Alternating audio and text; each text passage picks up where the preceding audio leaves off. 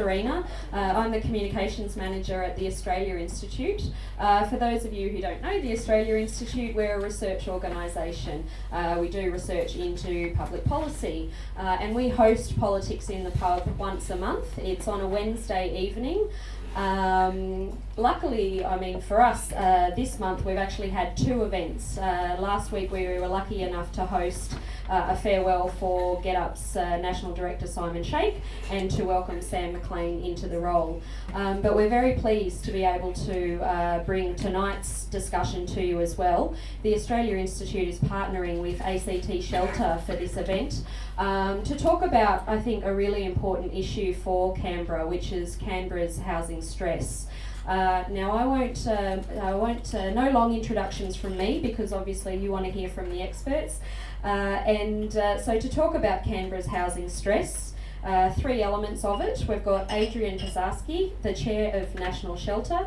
We've got Roslyn Dundas, the Director of ACTCOSS, and we've got Andrew MacKenzie, who's a lecturer in landscape architecture from the University of Canberra. So Adrian's going to kick things off, talking about the politics of affordability. Roslyn's going to follow, talking about the politics of homelessness, and then we've got Andrew to give us a bit of insight into planning and design and the role that plays in terms of housing stress, and I believe he's going to talk to us also about bedroom stress, which will be interesting. So the format is 10 minutes, 10 minutes, 10 minutes, then we're going to open it up to 30 minutes Q&A. So yeah, start thinking about your questions and join me in welcoming our guests. Thanks for the introduction, and thanks to the Australian Institute and ACT Shelter for inviting me to do this. I'm going to talk about the politics of affordable housing, but before I do that I just want to congratulate the Australian Institute on their work on superannuation that was released last week. If you haven't checked that out, you should check it out. It's really pointing up one of the greatest rorts in Australian political history, really, that rich people basically get subsidised massively within our superannuation system, and low-income earners get very little, if anything at all. So I just wanted to congratulate them, and I do that as a Deputy President of ACTCOSS. ACTCOSS and the Australia Institute are very much on the same page on that front. What I want to do first, though, is take you back to 1946, because this is where the politics of affordable housing begin in Australia. There was obviously politics before that, but I want to focus on the instruments that the Australian government has put in place. Affordable housing has a local context, like everything, and here in the ACT you will know much better about the levels of housing stress in Australia's most expensive city. But I don't want to talk about that because you probably already know more about that than I do. What I want to talk about is the bigger picture stuff that really drives the unaffordability that everybody experiences in every capital city, in most regional centres, and increasingly in our mining regions. They suffer housing stress at the highest levels of anybody in the country. So the Commonwealth State Housing Agreement starts in 1946. We had a very conservative government back then, but nonetheless they thought it was important to have a public housing program. Now, it was really established for two reasons. Firstly, as a post-war reconstruction process for the Australian economy, to boost the Australian economy and provide housing for low-income workers as an alternative to home ownership. So the idea was to provide low-cost rental housing for low-income workers so that they could contribute to the productive economy in Australia.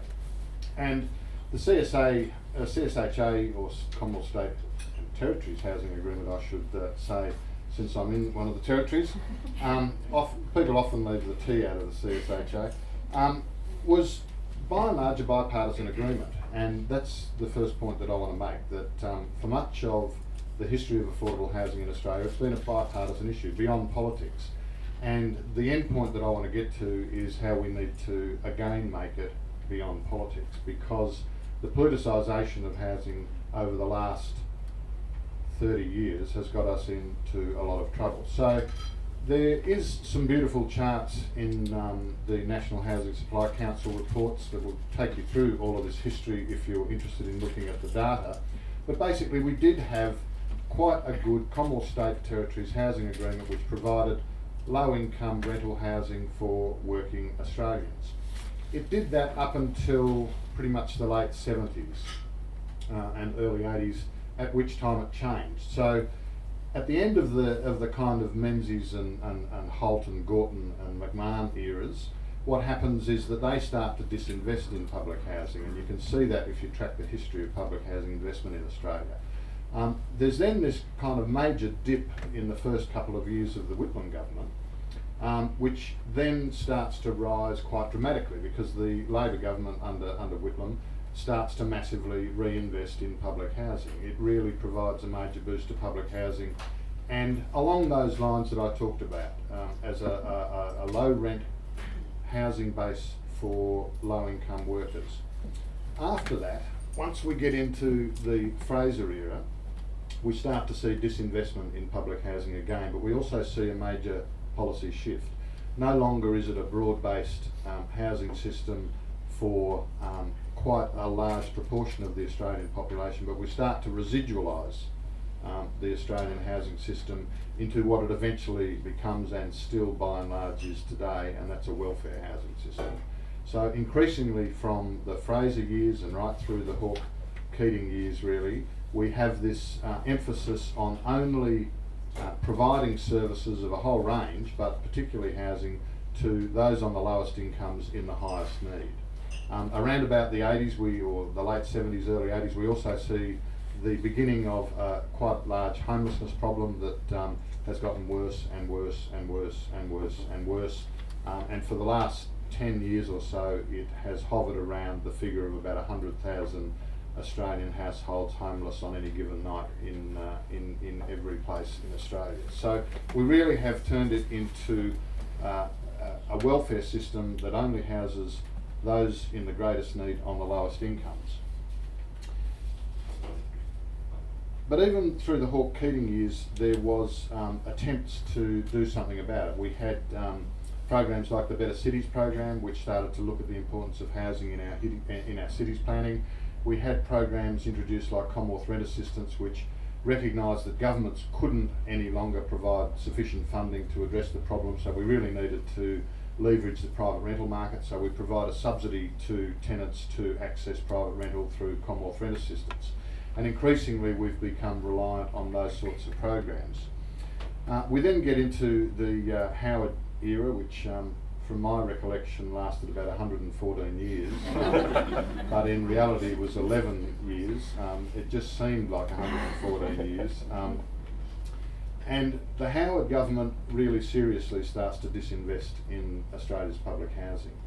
They do that to the extent that we now have, well, let me take you back to 1996. If we go back to 1996, we had a level of investment in Australia's public housing system which was kind of sustainable and would have really done a pretty basic job. It wouldn't have done a Rolls-Royce job by any stretch of the imagination, but it would have done a basic job. But the disinvestment of the Howard years also coincided with a massive property boom in Australia. And the combined effect of house price inflation through all of those years, as well as the disinvestment, meant that by the end of that era, we probably had 100 to 150,000 properties less than we would have had we just maintained the level of investment that we had in 1996. It was probably, you know, I'm the chair of National Shelter, and I consider that to be one of the greatest crimes perpetrated by an Australian government in Australia's history. So the Howard government lasts for 114 years, but eventually gets turfed out in 2007. In 2004, I was involved in forming a thing called the Affordable Housing Summit Group. Now, the Summit Group was quite an important group, and we've just come from a meeting of that today, where we can reconsider where we've been at in this scenario. And the Summit Group is made up of the ACTU, National Shelter, the Community Housing Federation of Australia, Homelessness Australia, the Housing Industry Association and the Residential Property Council. So it brings together unions, the community sector and the business sector to address this issue in a non-partisan way. We agree on the things that we can agree on. We choose not to deal with the things that we can't agree about. But we, and there's a few of them, but I won't go too deeply into them. A lot of it we actually agree about. Investment in affordable housing is good for the building industry, so to the degree that we can work on that common agenda we have over the last 8 or 9 years. And I think it was, it's fair to say that it was really important in the development of a national affordable housing agreement and a couple of new programs like the National Rental Affordability Scheme and the Housing Affordability Fund, but most importantly lobbied the government about increasing investment in social housing, and we got the stimulus package in housing as a result. Now all of those programs combined will produce about an additional 70 to 80,000 properties into the Australian affordable housing system between 2008 and probably 2015, over that kind of time period. But even at the end of all of that investment, we are still going to be something like 100,000 properties short of where we would have been had we just maintained the level of investment that we had in 1996. And that, more than anything, demonstrates the kind of crime perpetrated on the affordable housing community by the Howard government, I should say, the 114 years of it. So what I just want to turn to in the last couple of minutes is really what we need to address. All of those programs have been fantastic, and the Labor government, in particular Rudd and Swan, do not get enough credit for the investment that they have put into the Australian housing system. It's something that we should all turn our attention to and pat them on the back for. They don't get enough plaudits for the good things that they've done. And I'm not a politically totally partisan person. I'm somewhat partisan, but I try and keep that in the background when I've got a national shelter hat on. But really there's three things that I want to focus on that we really need. The first is a growth fund. The NAHA, as it's currently structured, is really, the base level of it is really just the old Commonwealth State Housing Territories Housing Agreement, slightly dressed up, and it actually represented a cut in funding at its base level. So we really need a fund that gives certainty about growing affordable housing so that we can actually move away from just a welfare-based housing system and return to a system that does that welfare job but also does a much bigger job of providing a much broader range of affordable housing to low-income workers. That's the sort of thing that the National Rental Affordability Scheme does. That's the sort of agenda we need to get back onto, is a much broader affordable housing system for Australia. Now to do that, we have to address one elephant in the room, and that's the tax system. I've only got probably 30 seconds left. So in that 30 seconds, all I'm going to say is that Australia's tax system distorts our housing markets in really wicked and terrible ways, and means that we haven't really got a fair chance of addressing the affordable housing problems that we face. Until we actually address things like the excessive benefits that developers can get to build unaffordable housing, and we don't necessarily have to get rid of those tax benefits, but we need to make sure that they go to the affordable housing effort. Companies that are springing up all over Australia, and there are a number of affordable housing companies here in Canberra, can really take some of those tax benefits and really drive affordable housing programs forward. And that's the agenda that we have to get onto. We need to reform our tax system. I've run out of time, but I just want to say where I started is that we had a kind of non-partisan approach to affordable housing in Australia, and that's what we actually need to return to. We've had some very good policies out there by the Labor Party, supported by the Greens. We haven't seen a lot from the coalition side, although because we keep engaging them, we keep talking to them, we are starting to drag them along. There is quite a lot of support on that side of politics for programs like NRAS. So hopefully over the next few years, and putting on or looking slightly into a crystal ball, which you don't have to look too deeply into, we're possibly going to have a change of government in the not too distant future. We really need to make sure that that side of politics does not drop the ball on affordable housing. I'll end there. Thank you.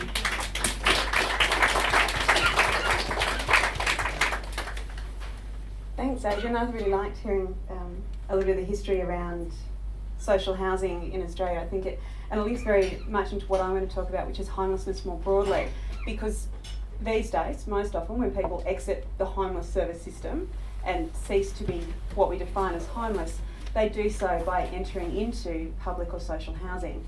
So we can't address the homelessness problem unless we truly do address the housing affordability problem as well, so that we have places for people to live.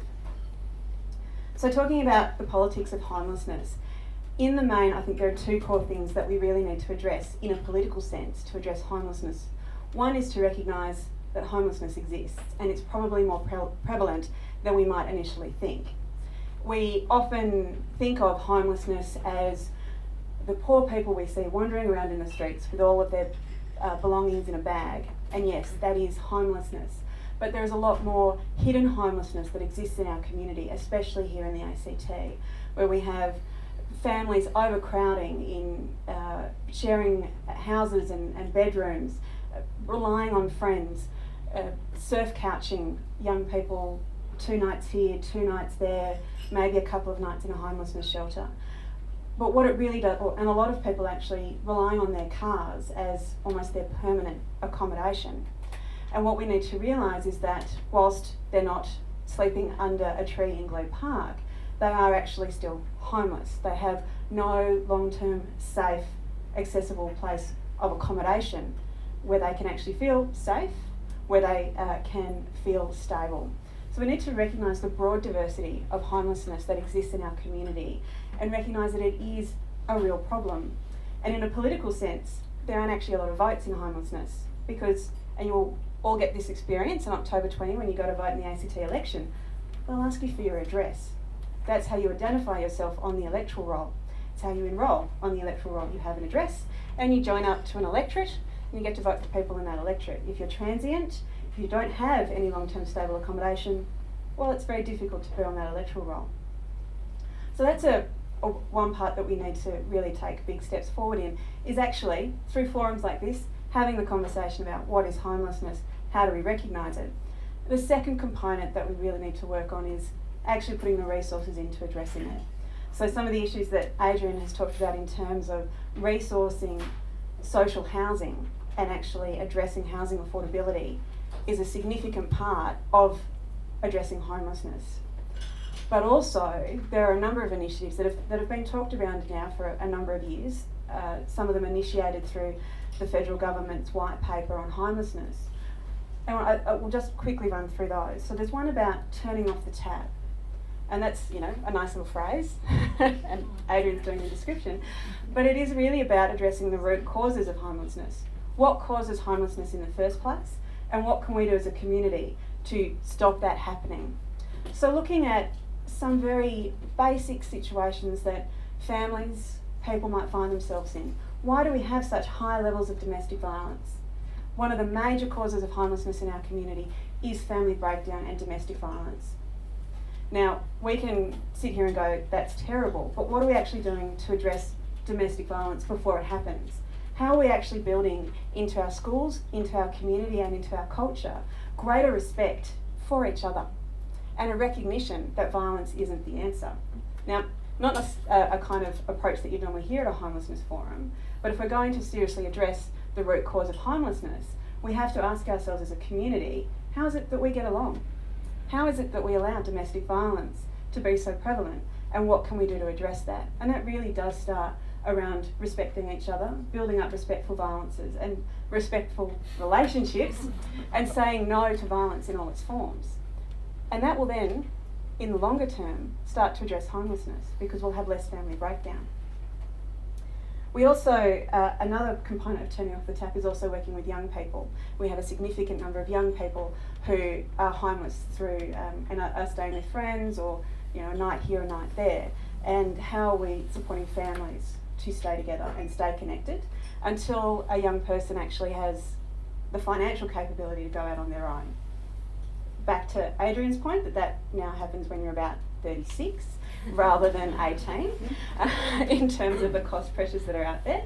But how are we supporting families? And there are some new programs being trialled here in the ACT to actually support families to stay together, to work through issues that arise when teenagers become teenagers, but work them through so we can support more families to not sleep rough, more young people to not sleep rough in those situations. We're also looking at a situation that we've termed housing first. So that's around what can we do when we actually encounter somebody who is experiencing homelessness. There are going to be a lot of significant issues in that person's life. Putting a roof over their head addresses one of those particular issues. We also need to look at all the other issues that have led them to be homeless in the first place. Financial issues, mental health illnesses, a significant catastrophic event, family breakdown, as I was talking about. And what has happened in the past is that we try to address all of these issues separately in a range of different ways across a range of different community services, perhaps moving the individual from one set of supported accommodations to another supported accommodations to another set of supported accommodations as the support needs for their different issues that they're currently experiencing kind of follow them around to different places. Housing First says, let's put a roof over your head, put you in that house, keep you in that house, and send the services in so that we're not constantly moving you around. Because notwithstanding homelessness, if you read any of those, what are the most stressful things that are going to happen in your life? Moving house sits quite highly on that list. Yet people who are trying to end homelessness, stop being homeless themselves and engage with services to address that, we ask them to move a lot. From a homelessness shelter where they're meant to stay, maybe a couple of weeks or a couple of months, to maybe some temporary accommodation while we look at what's happening in our public and social housing sector, and then perhaps potentially into longer term rental or purchasing accommodation. That's a lot of extra stress on an individual or a family who's already in significant stress. So Housing First seeks to address that by saying, let's do the house first and then work on all the other issues, as opposed to continually compounding the stress that individuals are experiencing. So there are a couple of the different ideas that are being put in play at the moment, but it's still not enough. They're kind of things that we're starting to talk about, things we're starting to try. But until we actually acknowledge publicly the significant homelessness issue that we have in the ACT, we'll still be not resourcing these things adequately. Adrian was talking about some of the state and federal and territory agreements that exist, and we're quite aware and quite concerned about the future of the NAHA, the National Affordable Housing Agreement. National Affordable Homelessness. No, was it right the first time? Housing Agreement. The National Partnership Agreement. And the National Partnership Agreement. Sorry, there's so many acronyms in this space. And none of them, yes, anyway. So what are we doing to ensure that we're putting the resources where they're needed? And what we're fearing in the ACT is that we're going to lose some resources that we get from the federal government, because there's going to be a redistribution across the states and territories of how this money is rolled out. That's going to be incredibly significant and incredibly bad for the ACT. So whilst people don't think we have high levels of homelessness, and if you compare us to some other parts of Australia, we're not at the same rates, but we have over 60% of people who rock up looking for a support service or a homelessness support service are turned away in the first instance. We might be able to support them in the longer term, but in the first instance, they're turned away. Across any given year, we have over 3,500 people experiencing homelessness in the ACT. That's 1 out of every 101 people living in the community. And across the last quarter, October to December in 2011, we had 1,682 average support periods per day. So that means individuals at different points in their transition through a homelessness service. So not all sleeping in shelters, but all accessing support. And to top that off, in terms of our public housing space, where people are trying to get into to address their homelessness, we have a waiting list of nearly 2,000 individuals today, or yesterday. I looked at the figures yesterday. Nearly 2,000 individuals on that waiting list. If they're a priority and recognised as a priority so that their needs are extremely significant as recognised by the government, it's still on average 110 days waiting on that waiting list. If they're not in extreme priority, so not in extreme risk of violence or in extreme need with generally young children, they can wait up to 546 days. It's a year and a half. That's an average. So yes, some people do access housing in a shorter time frame, but some people access housing in a longer time frame than a year and a half. So generally in that time, they're an unstable, unsafe accommodation, if they're in accommodation at all. Certainly they're in an unsafe and unstable situation. So that's why we need to really put the priority there, put the resources there, because at the moment, by continuing to not address the homelessness issue within the ACT, we are excluding these people from our community. We are not letting them live their lives as we would want them to, and not all of us contributing to the prosperous and engaged community that we set ourselves as a standard. You know, we live in the ACT, it's one of the best cities in the world, but unless we can address the needs across all of our community and seek to end homelessness truly within the ACT, then it sits there as a problem that we all need to think about, and a problem that we should all resource and address. Thank you. Thanks. Interesting. Thanks so much to the Australian Institute for giving me this opportunity. Interesting to listen to both Adrian and Roslyn. And I think probably my presentation, which I'm going to read off most of it because it's got a lot of numbers in it, and you need to try and keep up. But it creates a bit of a paradox, I think, which is something that I think it's worth reflecting on. So I want to reframe the question of affordability in relation to planning and design by posing the following question. What do we pay for in new housing? And by virtue of what we pay for, what do we as a community deem affordable in a suburb? I'm going to use the case study of one of Canberra's newest suburbs to illustrate my point. But before I begin, I'm going to approach two propositions. The first is that in Canberra, we're not merely facing a housing stress, but rather we're facing a bedroom stress. And the second, that the space that is most easily appropriated, reconfigured, altered, and inhabited is actually the least valued. I'm a landscape architect, so you might get a bit of a clue as where I'm going with this argument. So let's start with the bedrooms of Bonner. Bonner is a new suburb on the newest suburb on the northern fringe of Canberra. It has 1,500 residents, but it has 1,800 bedrooms. Assuming that households listed as couples share at least one bedroom and dependents are independents, occupying a room each, taking into consideration the share houses and other configurations, I would estimate that 730 of the 1,780 bedrooms in Bonner aren't actually used. That's 40%. 40% of the bedrooms are empty.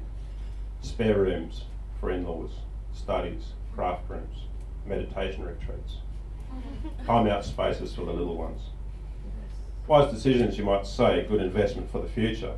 Well, the classic supply and demand argument is a good start because surplus bedrooms would normally create a fall in prices, according to my old economics professor. He's looking after his children this evening. So I'll put some numbers to the argument. In Bonner, the median average annual income, mortgage, is $27,800. The average annual rent is not much less, at $25,800. So I'll split the difference and use $26,800. So if 40% of the bedrooms are not used, then $10,950 of the mortgage or rent goes towards paying it for unused rooms. But that's ridiculous, you might say. Bedrooms aren't the most important factor influencing house prices, so we'll have that number. So in essence, we're paying the residents of Bonner paying $5,500 a year to in their mortgage or rent towards unoccupied rooms. Given that Bonner actually has one of the highest rates of mortgage stress in Canberra, it seems strange that the residents of this newest suburbs will pay an additional $100 a week for rooms that they don't use. On the other hand, the planners and developers of Bonner haven't wasted the outside space, whereas the old sprawling suburbs of Belconnen wasted acres of land on backyards and gardens. Our newest suburbs are much thriftier. The numbers are a little harder to come by, but here goes. The median house, a floor area in a typical Belco suburb is about 140 to 160 square metres, and the average block size is over 800. That makes about 80% of the block open space. In Bonner, the houses are much bigger, the blocks are much smaller, and the open space is closer to 50%. That sounds reasonable, but much of the outside of Bonner is merely a ribbon of green. Decorative pepperelled, strappy architectural feature plants garnishing blue steel fences. Perhaps one of the most affordable landscapes in our cities to play, recreate, socialise and exercise is too valuable to be left to growing veggies. In a sense, the landscapes only have value if they're covered with empty bedrooms. So why is this the case? Well, it's all in the name of sustainability, of course. Gardens use lots of water, noisy two-stroke mowers, blowers and hedge trimmers pump tons of carbon monoxide into the atmosphere. But the houses in Bonner are the most energy efficient in Canberra. Belconnen's mangy little gubbies attract only an energy efficiency ratings of 0 to 2. But if you're lucky, the architectural creations for Bonner must be at least a 4 or 5 star according to the regulations, much more sustainable. Whether the efficacy of the energy efficiency rating is actually providing a more sustainable living is debatable, and yet it appears to give Canberra's planning, building, design community licence to plonk 6-star empty bedrooms on top of water-hungry, wasteful gardens. So where to from here? Perhaps one suggestion could be consolidation. I'm sure you've heard of that before. But I don't mean more houses per hectare, but more people per house. The average number of people per dwelling has almost halved in Australia in a generation. The size of the dwellings has increased by 30%, and the cost of building has increased 4-fold.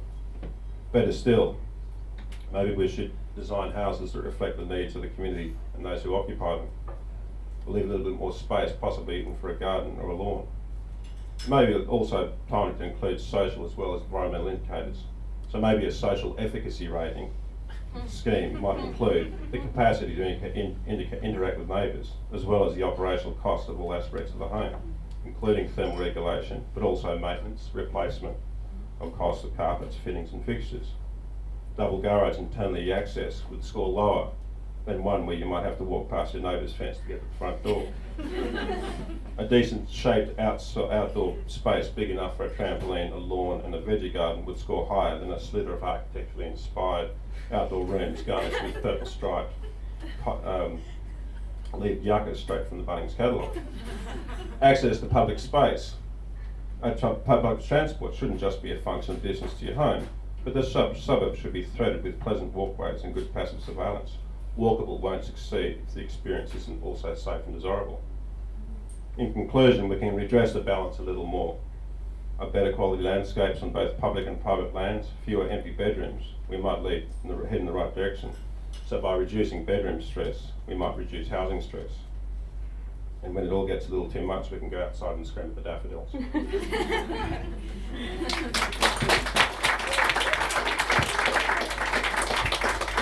Thanks for that, Andrew.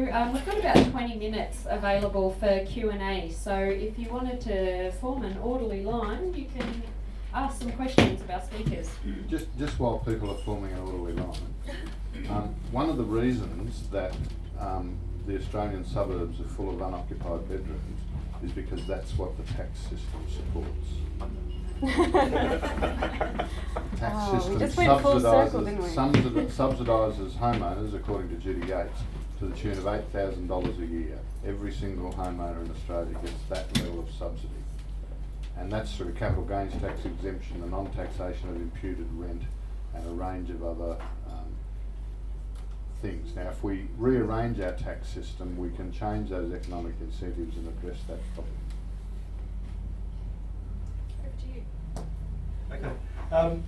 I'm really sceptical of the whole concept of trying to campaign on affordable housing, because it just seems really vague to me. I mean, like, affordable housing seems to mean 80% of the market rent, which is what, $400 a week, which isn't affordable for lots of people in any sense. It looks to me like the solution is actually more public housing and lots of it, and that's perhaps the simple focus, to say that's what government needs to do, to build more public housing. I mean, it just looks to me a bit like trying to use incentives in the marketplaces, trying to get fixed to fly to provide low cost housing. So I'm just putting that as a simplifying proposition. Yep, and it's one we talk about all the time, and it's one that we deal with all of the time, the notion that the real solution is to build a lot more public housing. The trouble with it is that if you estimate the cost to government of building the level of public housing that we need to do the job that we need to do it, it's about $80 billion in Australia. If you think you're going to convince any government in Australia right now to find $80 billion to spend on public housing. It's just not going to happen. So we are therefore forced to look at what the task is. And the other problem with only building public housing is that we get over concentration of disadvantage in the same place. We get neighbour fatigue, we get lots of people who have quite significant mental health issues living cheek by jowl, which creates quite intolerable communities. And we end up creating ghettos of poverty. What we're trying to do is get away from that model of public housing only, back to a much broader based mixed tenure approach to the provision of affordable housing, and that way we can actually grow the thing that we're most concerned about, and that's the low end, really hard to do public housing side of it as well.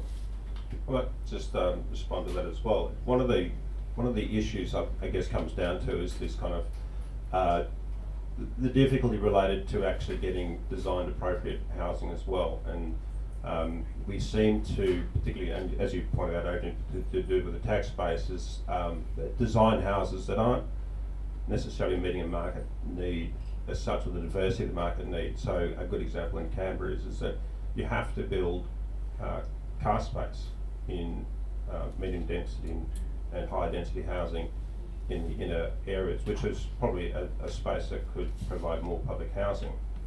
And as soon as you have to provide a car space, the cost of the housing is such that it pushes people out of that particular market. Now, there are plenty of precedents around the world where housing occurs, and it's done within the market that provides for more affordable housing by simply just removing unnecessary real estate. So it's not just empty bedrooms, it's also car spaces as well. So there's a lot more that could be done, but there's a lot of barriers to that happening as well. And when we talk about affordable, it isn't just about the $400 you pay in rent. It is actually about the livability of the house. So some of the things that Andrew was talking about, how much does it cost to heat the property on a -6 degree night in Canberra? How much does it take to cool the property on those 35 degree days we're going to get in summer? How much does it cost to travel to and from the property to access work? So how much does it actually cost to live in that property? So when we talk affordable, for us it's not just about the base cost, it is also about the livability, because a lot of the reasons why people end up in housing stress and then actually have to experience homelessness is because they can't afford to live in the house that they have. So that housing affordability question is one we do need to keep talking about. Sorry, there's just one, Claire Wall, SGS Economics and Planning, but I have a few other former hats in previous lives. I couldn't let the comment go about the empty bedrooms go without acknowledging that a big issue there is actually conveyancing. It actually costs you a lot of money to move to one house to another.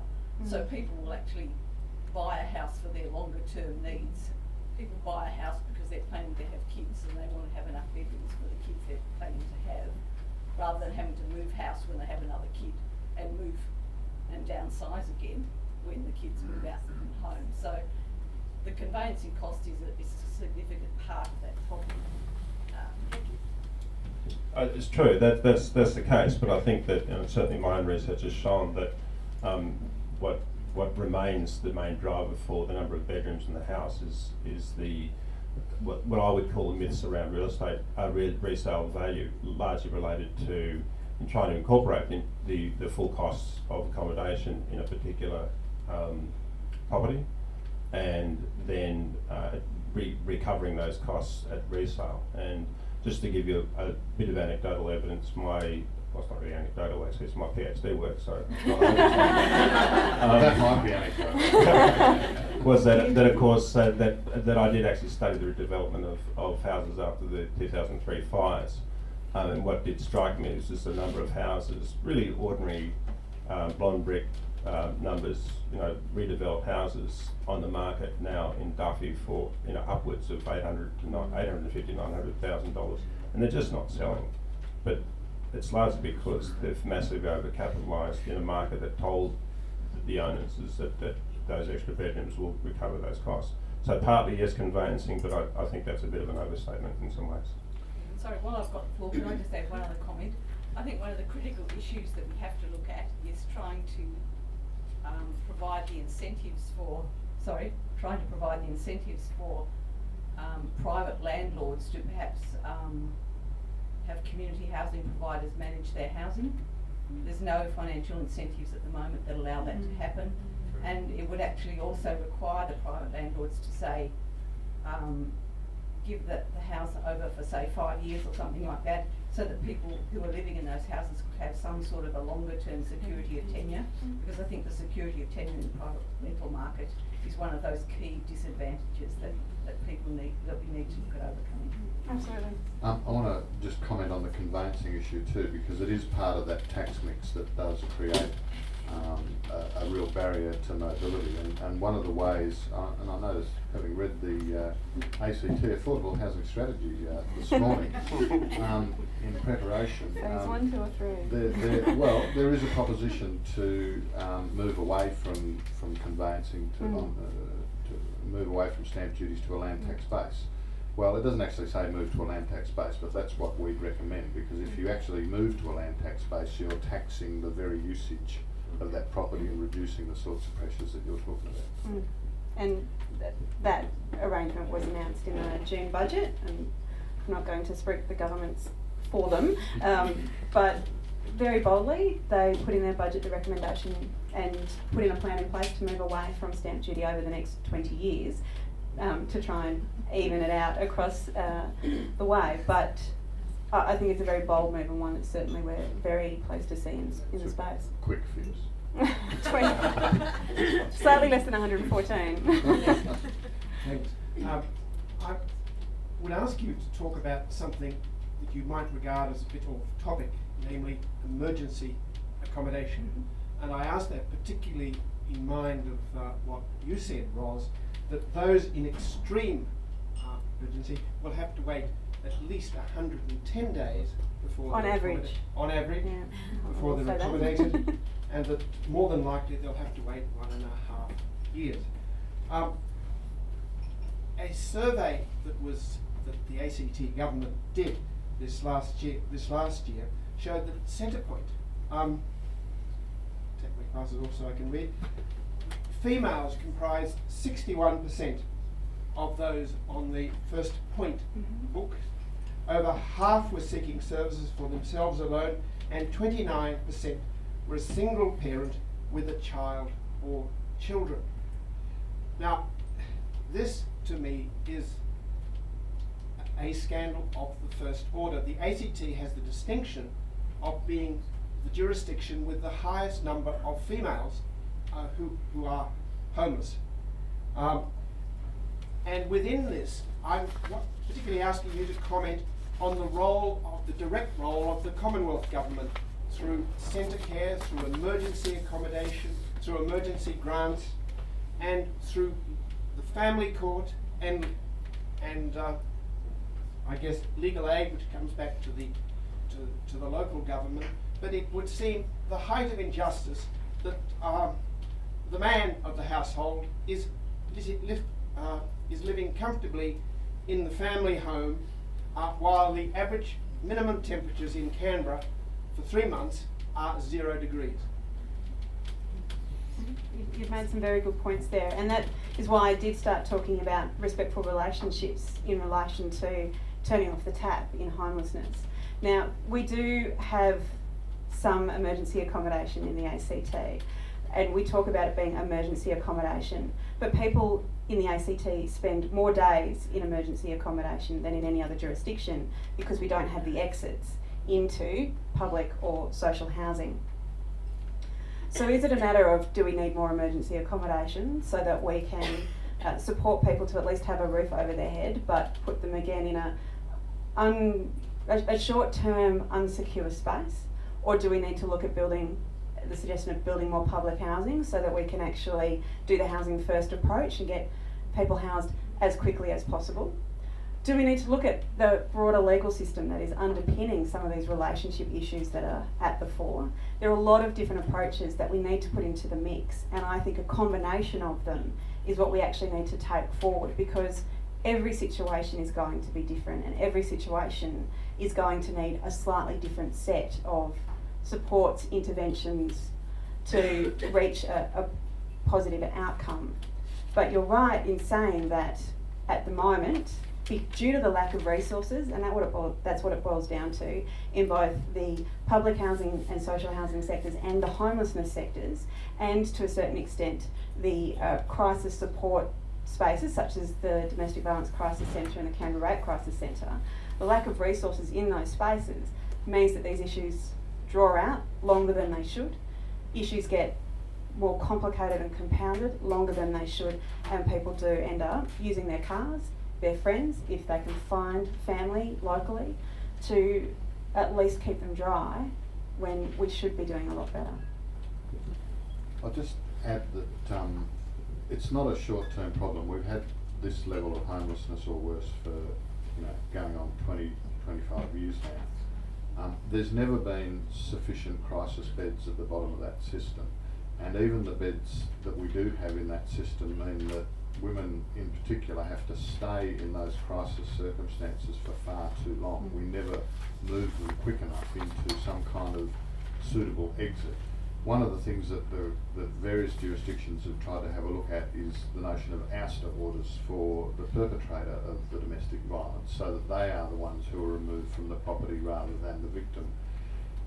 It gets complicated because the problem then is that the perpetrator always knows where the victim is, and one of the things that women will always tell you is that they want to be safe, secure and secret, in terms of the victim. So it's a really complicated problem, but the base problem is that we just never have had sufficient crisis beds, and then the other parts of the system to be able to move people quickly, because I don't think we do anybody any favours by perpetuating their crisis by keeping them in a crisis service for too long.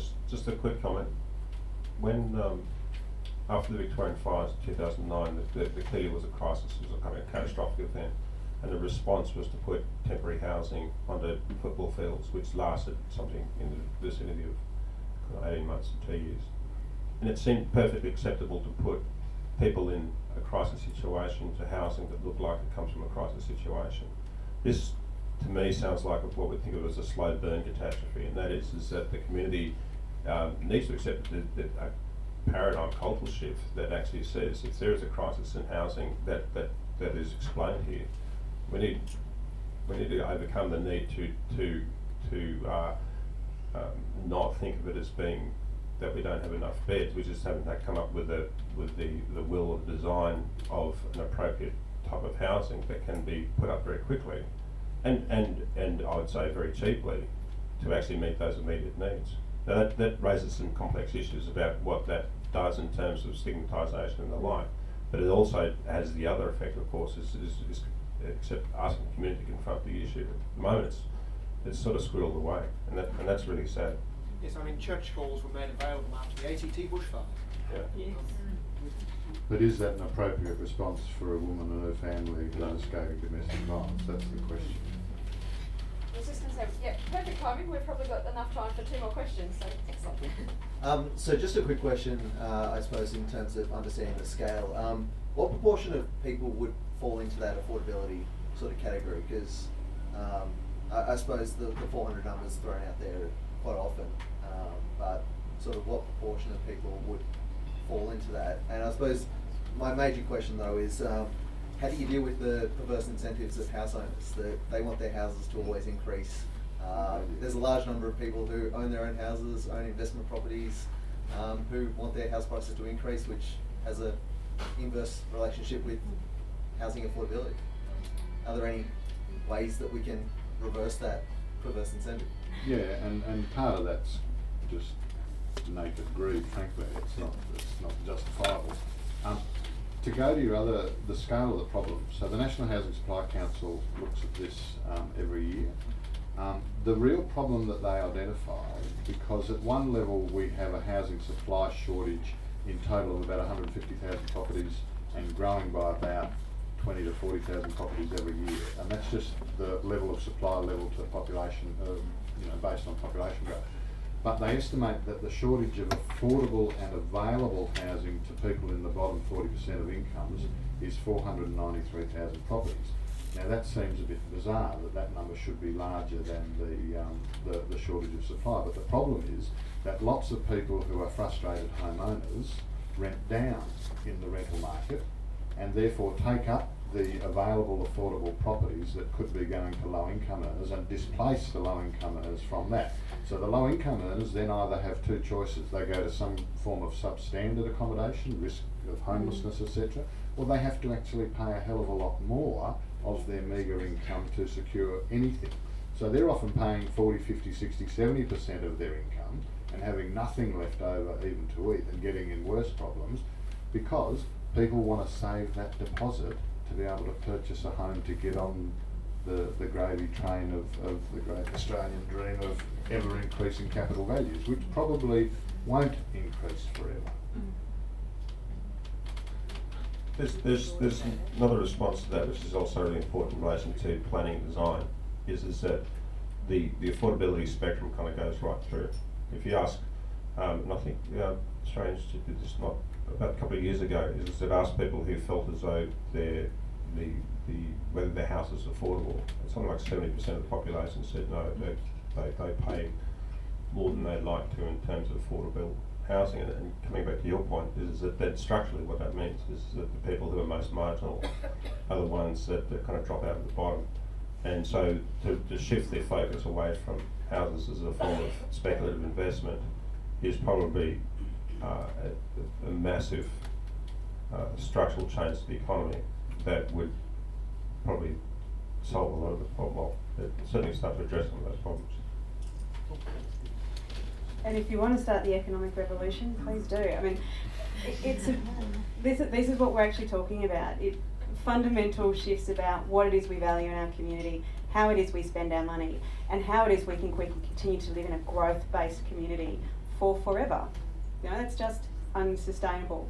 So some of these questions that we're kind of looking at actually require a revolution in our thinking, because this is how we've been, you know, how Australia has functioned for the last 200 years.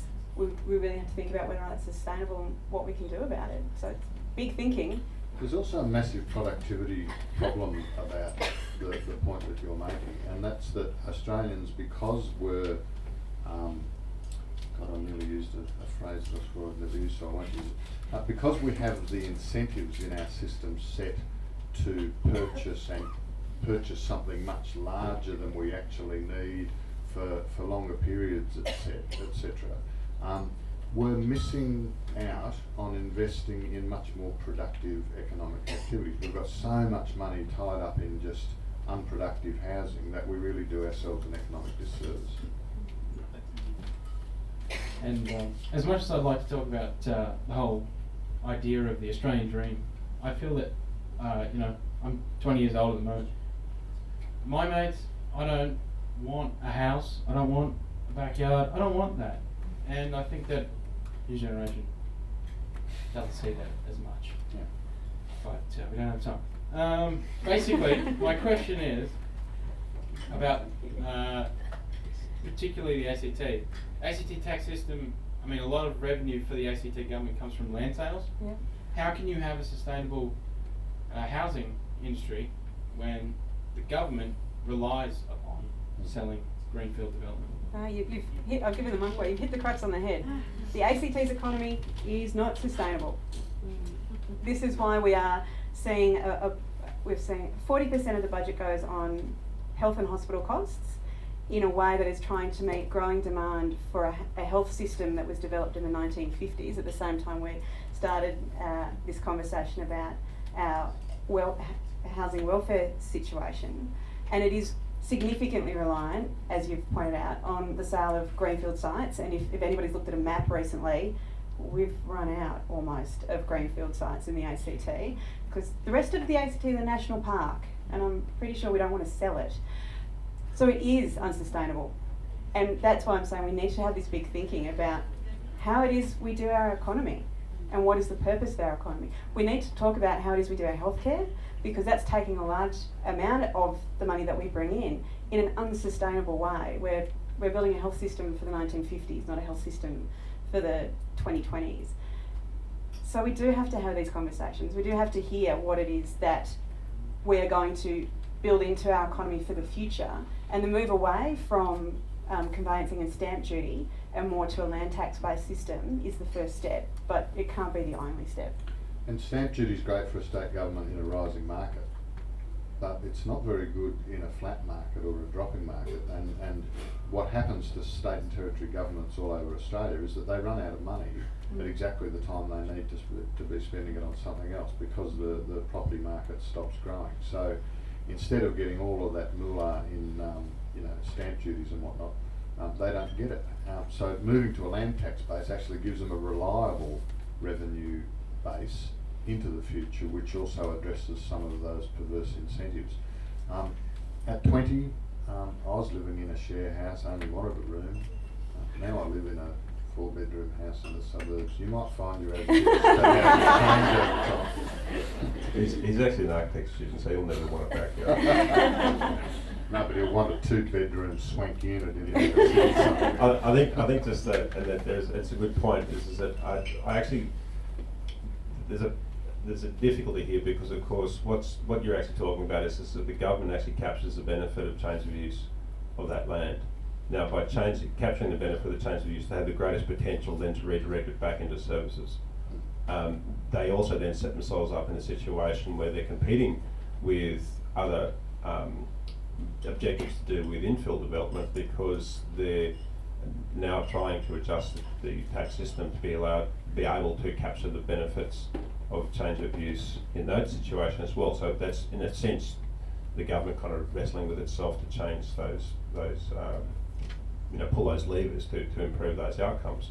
But I don't know that necessarily shifting the people who capture the benefits of change of use of land from the government to the private landholders is necessarily going to make Canberra less dependent on greenfields, because if you look at other cities around Australia, they're just as reliant on that sort of effect. So it's a pretty complex question.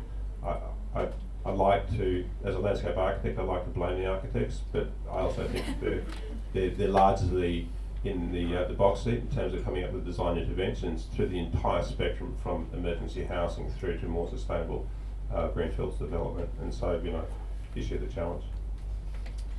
Thank you. I hate to stop the discussion there, but I'm going to have to, because I know some of you have got tickets to a show. I just wanted to say I'm really pleased at how many people have turned out this evening. It's a topic that the Australia Institute's wanted to do for quite a long time. Kerry Tucker, who I'm sure a lot of you know, works for the Australia Institute, and long before that she was with ACT Shelter, so I know she'll be really, really pleased that we've hosted this panel discussion. Before I thank our speakers, a little bit of housekeeping. If you're new to Politics in the Pub and you want to come along again, there's some clipboards hovering. Please pop down your name and your email address, and we'll send you an email once or twice a month to let you know who's talking. There's also some show bags near the bar, I think, or at the door if you're interested to learn a little bit more about the work of the Australia Institute. And if you've got your diaries handy, 19th of September is Save the Date. We've got Senator Richard Di Natale from the Federal Greens coming to talk to us about pokies reform, Dentacare and drug law reform. But in terms of this evening's event, I'd very much like to thank our panel of speakers. We've got Adrian Pisarki, the Chair of National Shelter, Roslyn Dundas from ACTCOSS, and Andrew MacKenzie, who's a lecturer at the University of Canberra. Can you please thank them all? Thank you.